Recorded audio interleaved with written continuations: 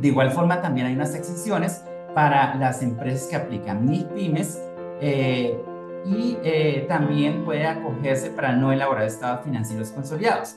¿Cuáles son esas? Uno, que sea una subsidiaria total o parcialmente participada por otra entidad. La misma situación también en la que veíamos anteriormente para las empresas que aplican NIF plenas. Y es decir, en este caso, por encima de esa sociedad que es una matriz, que es una controlante, elabora estados financieros consolidados, por lo tanto, las que están por debajo de ellas, que también son controlantes de otras subsidiarias, deciden no elaborar estado financiero. Es decir, el último en la cabeza es la que estaría elaborando los estados financieros consolidados. Esas son las únicas situaciones, pero lo que quiero dejar claro con esto es que no hay forma o la norma no me permite de alguna forma escaparme y no cumplir con esta responsabilidad de hacer estados financieros consolidados.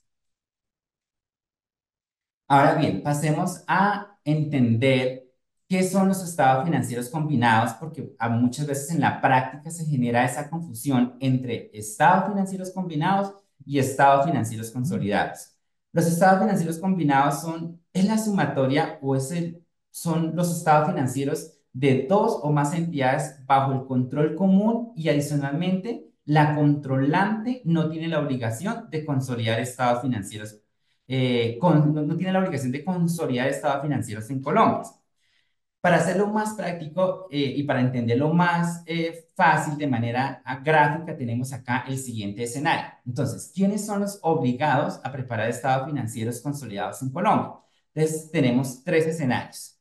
Entonces, uno, y quiero que se concentren o que miremos de manera puntual esta gráfica que tenemos acá. Entonces, esta empresa A es la controlante de la empresa B porque tiene una participación, digamos, vía accionaria, 80% o cualquiera de otras de las figuras de las cuales mencionaba anteriormente. Y adicionalmente también tiene otra compañía en la cual tiene un control del 90% sobre la empresa B. Pero la empresa A no tiene domicilio en Colombia. Es una empresa que está domiciliada en el exterior. ¿Esto qué significa? Que pues no tiene ninguna responsabilidad frente a las jurisdicciones y las normativas en Colombia, por lo tanto, pues no tiene la responsabilidad de preparar ni de presentar estados financieros consolidados a ninguna entidad de control en nuestro país.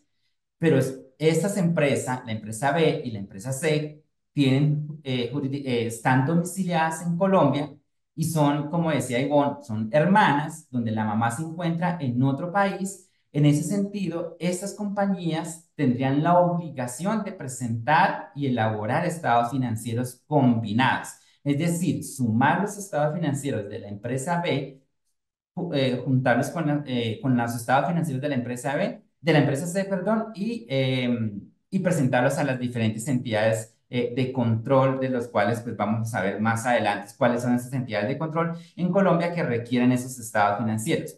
Hay otro escenario y es que la empresa A no es una empresa, sino es una persona natural domiciliada en Colombia. Entonces la empresa A se llama el señor Pedro González, por mencionar un nombre. Y el señor Pedro González es dueño de la empresa B y es dueño de la empresa C.